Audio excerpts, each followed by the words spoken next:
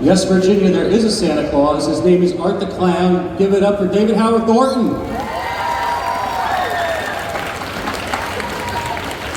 And our master of mashed potatoes, Damien Leone.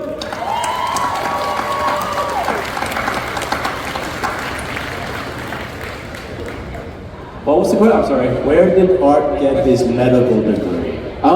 Step closer to the mic. Sorry. The School of Hard Knocks. Hard Knocks? Yeah, because like he can slice, he can dice. He can make julienne fries, 3 different ways. Yeah, right? But it takes much talent, I would assume, to like not get artery or whatever. How does he do it? A lot of antiseptic. I guess the bleach kind of. Oh yeah, the bleach, that definitely has to be a little salt in the wound in there too. So yeah. The Christmas horror subgenre has always been one of my favorites, especially the original Tales from the Crypt movie from the 70s. I don't know if you've ever seen that, the episode with Joan Collins, where she's murders her husband, she's trying to cover it up, and then she's simultaneously being attacked by a maniac Santa Claus. And then they remade it for the TV show Tales from the Crypt in the 90s. Robert Zemeckis made it. So those two in particular, and then the original Black Christmas. That's the vibe that I'm going for with this film, and all the amazing Christmas scenarios you could possibly imagine putting Art the Clown in are going to be in this movie. It's so exciting. So it's going to be good. You're going to like it. Yeah, when I was young, I'd say probably my early 20s at this point, always trying to come up with scenarios for cool little horror short films. And I just came up with a scenario of a woman being harassed by a clown on a bus. It just started with that little idea. I had no idea who Art the Clown was. I didn't know this clown was going to look like Art the Clown or act like him. But I love that scenario because it's grounded in reality and it can be very effective and creepy, kind of like the way the pizzeria scene unfolds in part 1. So I like someone being stuck, confined to an environment with some kind of threatening force, and they kind of, they're stuck there, they can't get out of it. So I like that, and I was like, I'm gonna make my first kind of official short film, and maybe I'll kick it off with this scenario. So then it was like, well, what does this clown look like? Like, that's the big decision at this point. Yeah, so I would just sketch all my characters and design, and I just really tried to keep him as far away from Pennywise as possible. Let's see, that's what I remember as a scary clown was the original It, and that scared me. I was 9 years old watching that, so yeah, that's gonna scare you. But now I'm like, yeah, art scares me a lot more. Oh, well, that's an honor. I mean, Killer Clown, they scared me as well. I mean, I watched the original Stephen King's It, the miniseries, like on TV. I remember watching that when it was airing, and me and my sister being really freaked out by it. So clowns definitely had an effect on me. I mean, we're doing like a total 180 on this one. We're making it PG. It's a family movie. I really want to test myself and see if these movies could still be fun with Dave's Christmas. And Dave doesn't know this yet, but I'm playing Art the Clown. He actually has already played Art the Clown, though. When there's a scene in the first film where the truck goes through the door, that was him driving the truck, and he slapped some makeup on him, so he was my stunt double. That's amazing. I mean, of course, we're always trying to one-up the kill scene, because that becomes a staple of this franchise now. What's the next big hacksaw scene, or how do we top the alley bedroom scene? So you'll definitely get 1 or 2 of those just major kills in the movie, even though there's plenty. Right. But you'll see the new kill scene in this one. You'll know when you're in it. You'll be like, all right, here we go. This is it. Strap in.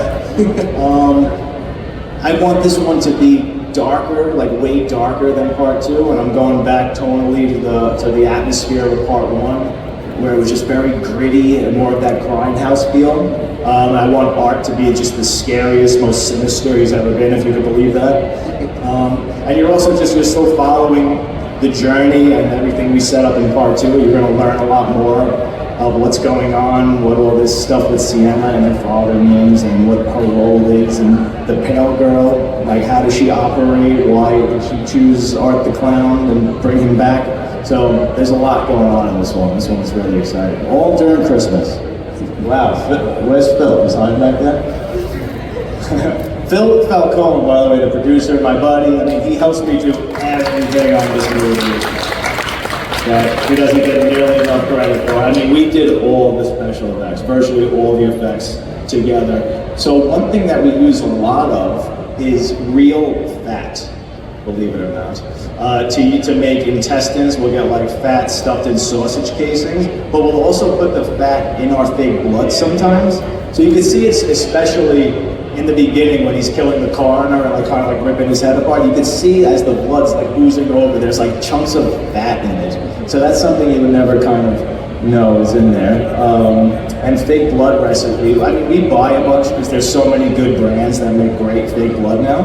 But a lot of times, especially if you're putting fake blood on silicone, I like to add detergent into it because that makes it kind of not beat up on the silicone.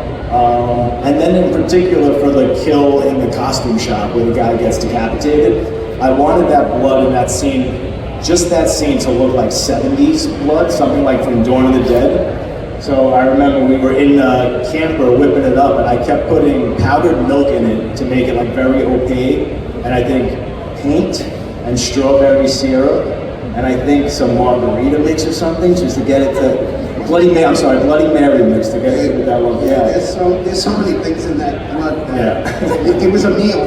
Yeah. There was meat and food coloring, everything. It was everything in there. Everything. But one of my favorite staples of the makeup kit, and what got me really into makeup effects, was Mortician's wax. Because it's so like primitive and easy to use. It's just basically like, you know, it's like soft wax putty. And that was the first thing I ever really started messing around with as a kid, and I made a bullet wound on my hand like right away. And it was so exciting and amazing. So I always carry that. You might need it in a pinch for like a cut or a swollen eye or something. Awesome. It's wonderful, man. It's like seeing your, you know, I don't have kids, but it's kind of like seeing your child grow up and go up to college or something, I would imagine. It's really amazing. I'm very close to that character. I created him a really long time ago. I mean, and I've always been trying to make something else with him, so he's always floating around in my head. Like every day, at some point, I'm thinking of something to do with his character. So it's amazing that other people have gravitated toward and love him as much as me. I mean, at this point, I feel like he's not even mine anymore, right? And it's kind of like it belongs to you guys, which is amazing. I like it because, one, I don't have to memorize any lines. That's definitely a good thing. And also, like, I love doing all the facial expressions, and it was really helpful to watch like David and like on the side, like when he would do his scenes, I would watch him and try to mimic it, and then like Damien would help me too to like get all the facial expressions down. And I feel like the fact that I'm silent and the fact that David's silent makes it so much creepier. I'm so glad that both of those parts are silent because it just like the creep factor is just like so much creepier. Definitely. Oh yeah. That's pretty cool, you know, and as a young star, that's pretty hard to do. Me, as an established star, which you would never know thanks to Damien, it's tough. That you gotta give her kudos for that.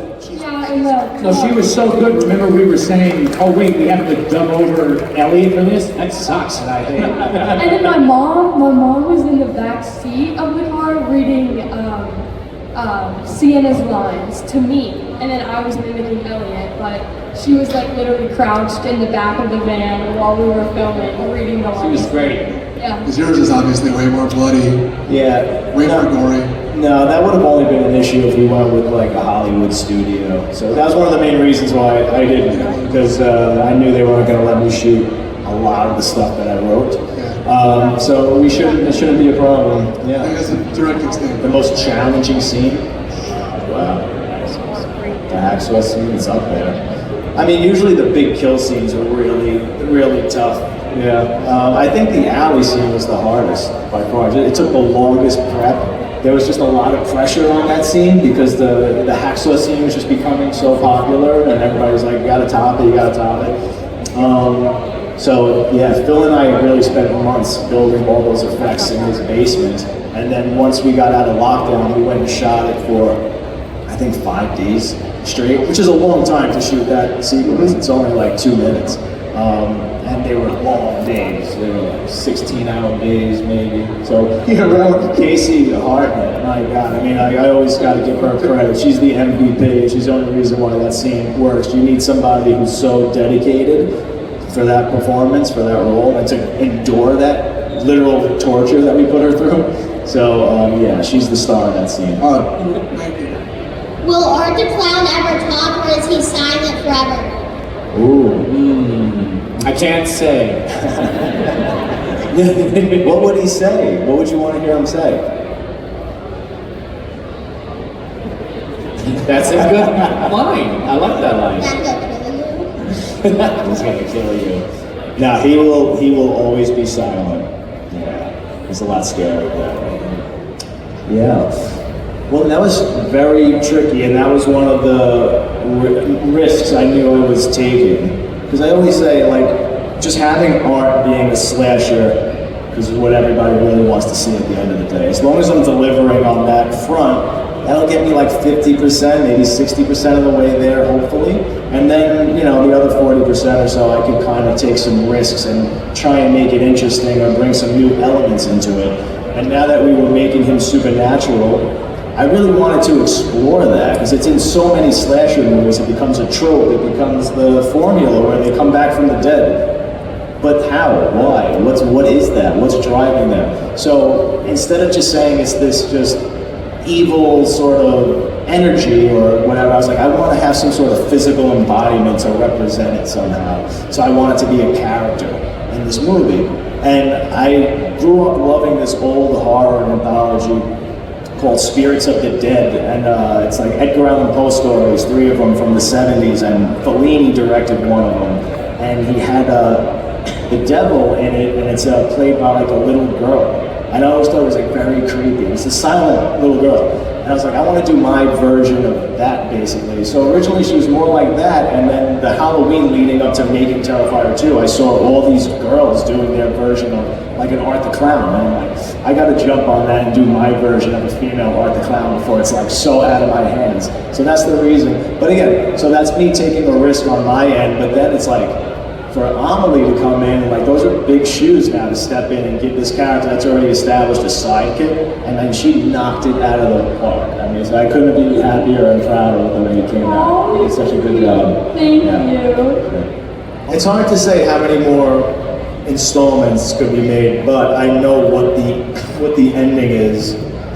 which is so important. Yeah, and I knew what it was going to be when I was writing part 2. So there's a nice kind of safety net there for me, just as a filmmaker, because most of the slasher franchises don't have a satisfying ending or just an ending at all. They just keep going, and you start ending up with different timelines, and not to say I don't like them, I love all those movies, but just me being more of a naive artist right now, just like doing, like for the craft, and just to have something that I am just so happy with as a filmmaker, and I could just step away and say, that has like a nice arc and a beautiful beginning, middle, and ending. You know where my characters start and where they end. That's what I want to try and do right now. So that's the goal.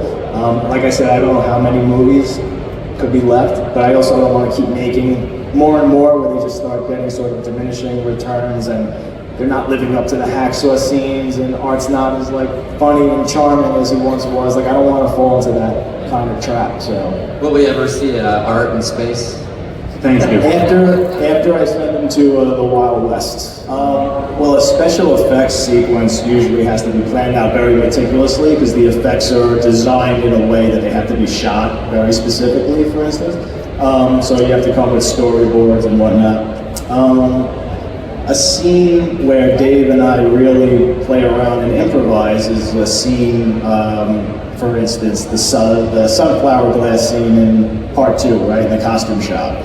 So in the script, it'll say, Art goes up to a rack of wacky glasses, puts one on, like every time Sienna turns around, Art's wearing a different pair of glasses.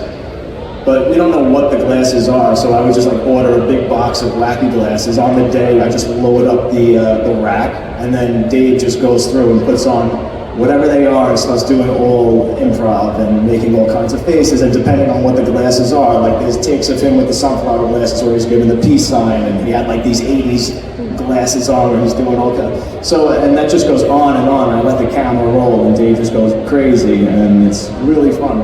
And that's how it is. Like, he knows exactly how he wants everything to look. He knows exactly which way he wants the blood to fly, how much it needs spurting out. It is just, he's got it all mapped out in his head. He's a brilliant. But don't give him that. But I do remember a few things that happened in part 2 where we had some ideas that didn't work out. Like, one thing was like, you know, when Sienna stabs me in the head with part of that fence.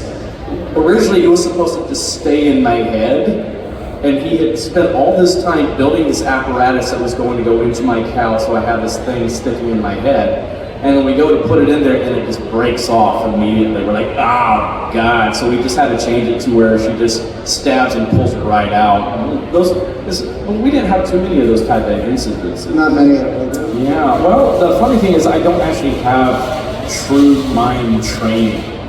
I didn't go for any like schooling for that. My school was just watching movies and watching great, amazingly talented physical comedians and silent, like actors and film actors like Chaplin, Buster Keaton, Mr. Bean. All those guys are big influence for me.